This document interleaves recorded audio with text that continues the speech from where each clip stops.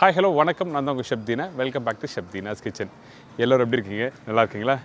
இன்றைக்கி நம்ம கிச்சனில் பார்க்கும்போது பச்சை சுண்டக்காய் குழம்பு எப்படி பண்ணுறது பார்க்க போகிறோம். அதாவது சுண்டக்காய் காஞ்ச சுண்டக்காய் வச்சு நம்ம சேனலில் பண்ணியிருக்கோம். இன்றைக்கி இந்த பச்சை சுண்டக்காய் வச்சு எப்படி பண்ணுறது அதான் பார்க்க போகிறோம். பச்சை சுண்டக்காய் உள்ள விதை இருக்குது பார்த்தீங்களா, அந்த விதை அதிகமாக எடுத்தால் வயிறு வலி வரதுக்கு நிறைய வாய்ப்பு இருக்குது. அதனால் நம்ம என்ன பண்ணுறோன்னா சுண்டக்காய் உடச்சி தண்ணியில் 2 மணி நேரம் நல்லா வாஷ் பண்ணிவிட்டு அதுக்கப்புறம் குழம்புல போட்டு குக் பண்ணணும். இதுதான் எப்பவும் பண்ணுறது. எல்லோரும் வீட்டில் பெரியவங்க கேட்டிங்கன்னா அவங்க தெளிவாக சொல்லுவாங்க. இன்றைக்கி இருக்க ஜென்ரேஷன் நிறைய பேர் கல்யாணம் ஆகிட்டு அந்த சுண்டக்காய் குழம்பு பண்ணுறது தெரியாது சொல்லுவாங்க. ஆனால் சுண்டக்காய் குழம்பு ஒரு காரக்குழம்பு வத்த குழம்பு அந்த கான்செப்ட்டில் பண்ணும்போது பெஸ்ட்டுன்னு சொல்லுவோம் சுண்டக்காய் வச்சு பண்ணுறது.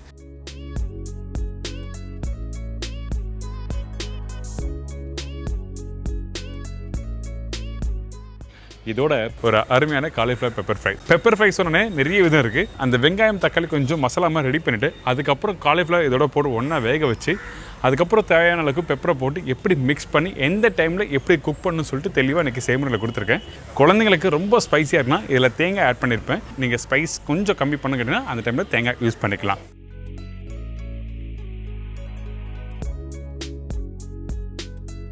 இப்போ இந்த டிஷ்ஷுக்கு தேவையான பொருட்கள் பார்த்தலாமா?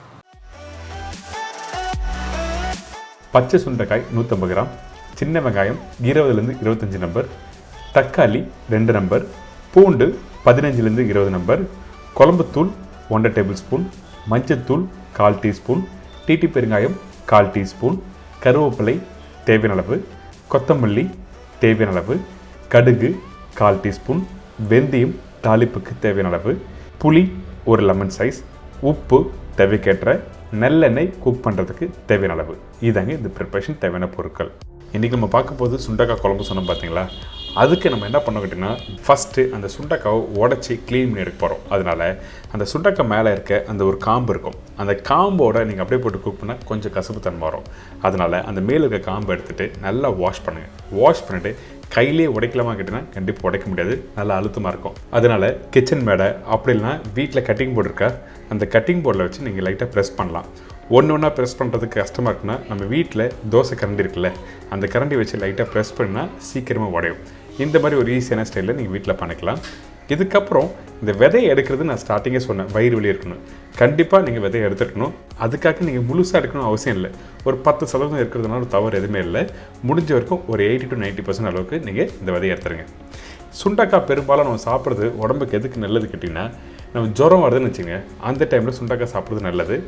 அது மட்டும் இல்லை, வாய்ப்புண்ணு நம்மளோட பல் சொத்தை ஆகாமல் இருக்கிறதுக்கு இந்த மாதிரி சுண்டக்காய் சாப்பிட்லாம். ஸோ இந்த மாதிரி பல மருத்துவ குணம் இருக்குது. கண்டிப்பாக நீங்கள் மாதத்தில் ஒரு நாள் எடுத்துக்கங்க. இப்போது இந்த மாதிரி உடச்ச பிறகு நம்ம என்ன பண்ணுறோன்னா இதை அப்படியே 2-3 வாட்டி தண்ணியில் போட்டு வாஷ் பண்ணுறோம்.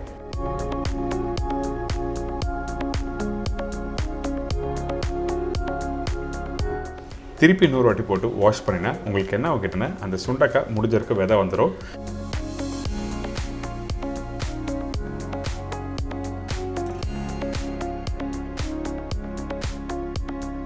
இப்போ எப்படி அந்த சுண்டக்காவை க்ளீன் பண்ணுறது இப்போ எல்லோரும் தெரிஞ்சிருக்கும். கண்டிப்பாக ட்ரை பண்ணி பாருங்கள். இதுக்கு பிறகு கறியில் எந்த இடத்துல போட்டு இந்த சுண்டக்காய் குக் பண்ணுறதுன்னு பார்க்க போகிறோம். சில பேர் வெங்காயம் வதக்கும் போது சுண்டக்காய் போட்டுருவாங்க. அப்படி போட்டு நம்மளுக்கு அந்த கலர் மாறிடும். அதனால் நான் கரெக்டான ஸ்டேஜில் சொல்கிறேன் எந்த இடத்துல யூஸ் பண்ணலான்னு. இப்போது இந்த மண்சட்டில் நல்லெண்ணெய் யூஸ் பண்ணியிருக்கேன்.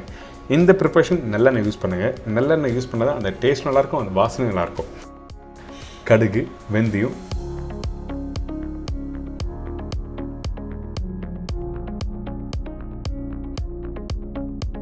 பூண்டு, சின்ன வெங்காயம், கருவேப்பிலை இதெல்லாம் போட்ட பிறகு நல்லா வதக்குங்க. இந்த வெங்காயம் கொஞ்சம் குவான்டிட்டி அதிகமாக போட்டிருக்கேன். நான் சொன்ன குவான்டிட்டி நீங்கள் வீட்டில் ட்ரை பண்ணி பாருங்கள், நல்லாயிருக்கும். ஏன் கேட்டிங்கன்னா அந்த சின்ன வெங்காயம் வதக்கிட்டு நீங்கள் குழம்புல சேர்த்து சாப்பிடும்போது ஒரு டேஸ்ட் அருமையாக இருக்கும். அதே டைமில் வெங்காயம் வதக்கிற பக்கம் என்ன கேட்டால் கரெக்டாக ஒரு 75-80% அளவுக்கு வதக்கிடுங்க. இதுக்கு பிறகு கட் பண்ணி வச்சுருக்க தக்காளி, வெங்காயம் கொஞ்சம் கூட இருக்கும். நீங்கள் சாப்பிடும்போது அந்த இனிப்புத்தன்மை, காரத்தன்மை, புளிப்புத்தன்மை, அதுக்கப்புறம் அந்த சுண்டக்காயோட டேஸ்ட் எல்லாமே தெரியும். அதனால தான் கரெக்டான ஸ்டேஜில் இருக்க வெங்காயம் வதக்கிற பக்கம்.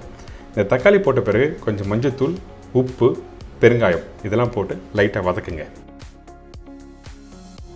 வதக்கி முடித்த பிறகு தான் இந்த பச்சை சுண்டக்காய் இந்த இடத்துல யூஸ் பண்ணுறோம். வெங்காயம் வதங்குற இடத்துல நீங்கள் யூஸ் பண்ணிங்கன்னா கண்டிப்பாக கலர் மாறிடும். சில பேருக்கு அந்த கலர் மாறினாலும் பிடிக்காது. அதனால தான் கரெக்டான ஸ்டேஜ் இந்த இடத்துல யூஸ் பண்ண சொல்கிறேன். இப்போ அந்த வெங்காயம் தக்காளி நல்லா வதங்க அதுக்கு பிறகு குழம்பு தூள் யூஸ் பண்ணுறோம். இந்த குழம்பு தூள் எப்படி பண்ணுறது சொல்லி நம்ம சேனல் ஆல்ரெடி போட்டிருக்கேன். அந்த வீடியோ ட்ரை பண்ணி பாருங்கள். சில பேர் என்ன பண்ணனா அந்த குழம்பு தூள் யூஸ் பண்ணும்போது காரம், அந்த காஞ்ச மிளகா காரம் அதிகமாக இருக்குது, நீங்கள் சொன்ன ரேஷியோவில் ட்ரை பண்ணும்போது அப்படி சொல்கிறாங்க. குண்டு மிளகா நீங்கள் ட்ரை பண்ணுங்கள். சில பேர் நீட்டு மிளகா போட்டுருவாங்க, இல்லை காஷ்மீரி மிளகா போட்டுருவாங்க. அப்படி போட்டிங்கன்னா காரத்தோட அளவு மாறும். அதனால் குண்டு மிளகாவும் தனியாகவும் நான் சொன்ன குவான்டிட்டியில் நீங்கள் வீட்டில் காய வச்சு அரைச்சி இந்த ப்ரிப்பரேஷன் யூஸ் பண்ணால் ரொம்ப நல்லாயிருக்கும். எங்கள் வீட்டில் குழம்பு தூளே இல்லை, அந்த டைமில் இந்த ப்ரிப்பரேஷன் பண்ண முடியாது அப்படி கேட்டிங்கன்னா கவலைப்படாதீங்க. தனியா பவுடர் 2 டேபிள் ஸ்பூன்னா, சில்லி பவுடர் 3/4 டேபிள் ஸ்பூன் போட்டால் போதும். ஸோ அதை பேலன்ஸ் பண்ணி நீங்கள் போட்டு இந்த கறியை கம்ப்ளீட் பண்ணிக்கலாம். இப்போ பச்சை சுண்டக்காவும் போட்டாச்சு, இதில் தண்ணியும் ஊற்றிருக்கேன். இந்த மாதிரி நல்லா கொதித்து வரணும். இந்த மாதிரி நல்லா கொதித்து வந்த பிறகு தான் புளி தண்ணி போடணும். புளி தண்ணி எடுத்த உடனே நீங்கள் ஊற்ற வேண்டாம். அந்த பச்சை வாசனை போன பிறகு தான் புளி தண்ணி ஊற்றுறேன். இப்போது புளி ஒரு லெமன் சைஸ் சொல்லியிருக்கேன். உங்களுக்கு புளிப்பு தன்மை ஏற்ற மாதிரி நீங்கள் இதில் போட்டுக்கலாம். சில பேர் கொஞ்சம் புளிப்பு அதிகமாக இருந்தால் தான் நல்லாயிருக்கும் சொல்லுவாங்க. அதனால் ஒரு கல் புளி எக்ஸ்ட்ரா நீங்கள் வேணுன்னா நீங்கள் போட்டுக்கலாம். இப்போ இந்த புளி போட்ட பிறகு திருப்பி நல்லா கொதிக்க வேணும். எப்படி மசாலா போட்ட பிறகு கொதிக்க விட்டீங்களோ அது மாதிரி புளி போட்ட பிறகு நல்லா கொதித்து வந்த பிறகு கொஞ்சம் நல்லெண்ணெய், கொஞ்சம் கொத்தமல்லி போட்டு நல்லா மிக்ஸ் பண்ணி அப்படியே எடுத்து வெள்ளை சாதத்தில் போட்டு சாப்பிட்டீங்கன்னா அடாடா அந்தளவுக்கு பிரமாதமாக இருக்கும். இன்னொரு முக்கியமான விஷயம், சுண்டக்காய் குழம்பு ஊற டேஸ்ட் அதிகரிக்கும். நீங்கள் வேணால் வீட்டில் ட்ரை பண்ணி பாருங்களேன். கண்டிப்பாக நான் சொன்னது உங்களுக்கு எல்லாருக்கும் பிடிக்கும்.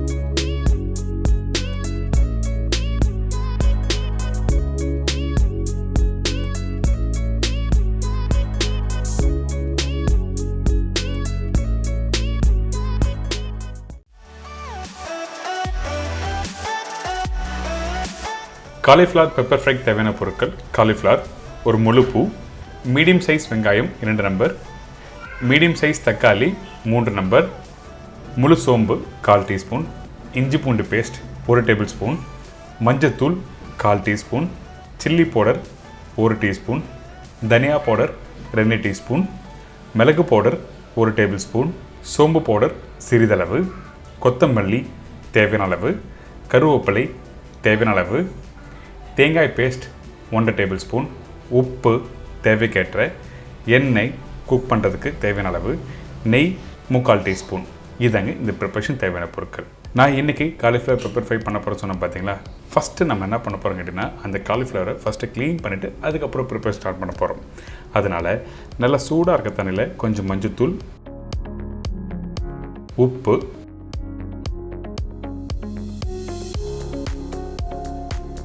அதுக்கு பிறகு காலிஃப்ளவர் போட்டிருக்கோம். இது போட்ட பிறகு கரெக்டாக ஒரு 5 to 8 மினிட்ஸ் அப்படியே வெயிட் பண்ணுங்கள்.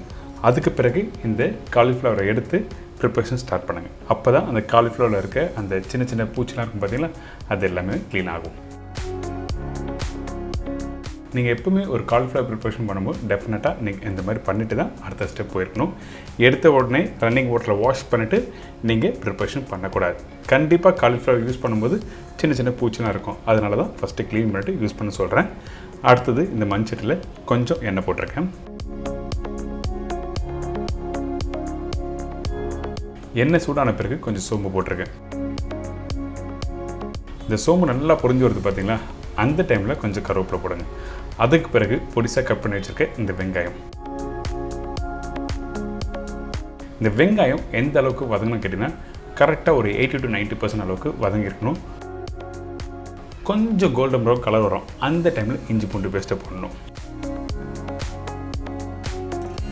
இப்போது இஞ்சி பூண்டு பேஸ்ட் போடுறோம். இந்த இஞ்சி பூண்டு பேஸ்ட்டு குவான்டிட்டி நான் சொன்ன மாதிரி கரெக்டாக போடுங்க. சில பேர் இஞ்சி பூண்டு பேஸ்ட்டுக்காக போட்டுட்டு அதுக்கப்புறம் லாஸ்ட்டாக அந்த மிளகுத்தூள் போட்டிருப்பாங்க. அப்படி பண்ணாதீங்க. அப்படி பண்ணால் உங்களுக்கு கரெக்டான அந்த காரம் தெரியாது. மிளகோடு சேர்ந்து அந்த இஞ்சி பூண்டும் அந்த காரம் தெரியணும். அதனால தான் இஞ்சி பூண்டு பேஸ்ட்டு கரெக்டான ரேஷியோன்னு சொன்னேன். அடுத்தது தக்காளி. இதுக்கு பிறகு மஞ்சத்தூள், தனியா பவுடர். தனியா பவுடர் 2 டீஸ்பூன் சொல்லிப்பேன், மிளகாய் பவுடர் 1 டீஸ்பூன். ஸோ இதெல்லாம் போட்ட பிறகு நம்ம என்ன பண்ணுறோன்னா, இந்த மசாலா ஃபஸ்ட்டு குக் பண்ணுறோம். அதுக்கு முன்னாடி உப்பு கொஞ்சம் ஆட் பண்ணுறோம். உப்பு நீங்கள் இந்த இடத்துல போட்டுருங்க. அப்போ தான் அந்த காரம் நீங்கள் செக் பண்ணும்போது உங்களுக்கு கரெக்டாக தெரியும். உப்பு கம்மியாக இருந்ததுன்னா காரம் கரெக்டாக உங்களுக்கு தெரிய வராது. அதனால தான் உப்பு ஃபஸ்ட்டே போடணும்னு சொல்கிறேன். இப்போ இந்த மசாலாவை 2 நிமிஷம் நல்லா வதக்கிடுங்க. அதுக்கு பிறகு கொஞ்சம் கொத்தமல்லி, கொஞ்சம் தண்ணி போட்டு இந்த மசாலாவை நல்லா குக் பண்ணுறோம். ஒரு கிரேவி டெக்ஸ்சர் வந்துடும். அதுக்கு பிறகு ஏற்கனவே க்ளீன் பண்ணி வச்சுருக்க அந்த காலிஃப்ளவரை இதில் ஆட் பண்ணுறோம்.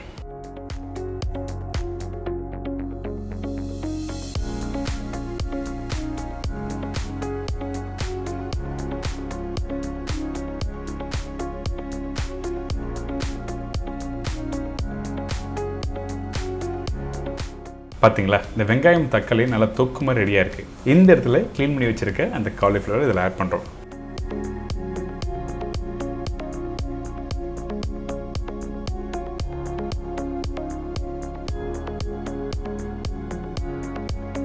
அந்த காலிஃப்ளவர் இந்த மசாலாவோட 2 நிமிஷம் நல்லா வதக்குங்க. வதக்கி முடித்த பிறகு காய் வேகிறதுக்கு தேவையான அளவுக்கு தண்ணி ஊற்றி நல்லா குக் பண்ணுறோம். நான் எப்போவுமே ஒரு ப்ரிப்பரேஷன் பண்ணுறேன், கொத்தமல்லி கருவேப்பிலை இல்லாமல் பண்ண மாட்டேன். அது என்னோட ஸ்டைலு. அதனால தான் எப்போவுமே கொத்தமல்லி கருவேப்பிலை யூஸ் பண்ணாமல் ப்ரிப்பரேஷன் கம்ப்ளீட் பண்ணுறதில்ல.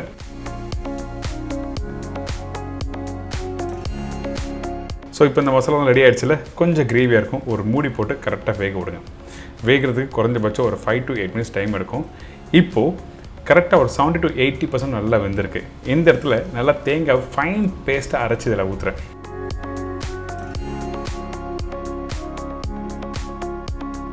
Black pepper powder fine powder தான் அரைச்சி போட்டிருக்கோம். அதுக்கு பிறகு சோம்பு கண்டிப்பாக யூஸ் பண்ணிருக்கணும். அந்த சோம்பு போட்டால் தான் உங்களுக்கு அந்த ஃப்ளேவர் எடுத்து கொடுக்கும். ஒரு நான்வெஜ் சாப்பிட்ற அந்த ஃபீல் இருக்கும். நிறைய பேர் வந்து டெய்லி நான்வெஜ் சாப்பிடணும், அந்த டைமில் வெஜிடேரியன் இன்றைக்கி மாட்டிச்சு, சாப்பிட்லாமா வேண்டாமா அப்படின்னு நினைப்பீங்களே, அந்த டைமில் இந்த மாதிரி ஸ்டைலில் பண்ணினா கண்டிப்பாக உங்களுக்கு அந்த ஃபீல் கிடைக்கும்.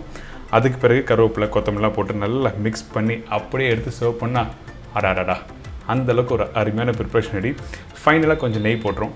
நெய் போட்டு மிக்ஸ் பண்ணுங்கள். நல்லா ஸ்பைசியான ஒரு மிளகு ப்ரிப்ரேஷன் ரெடி.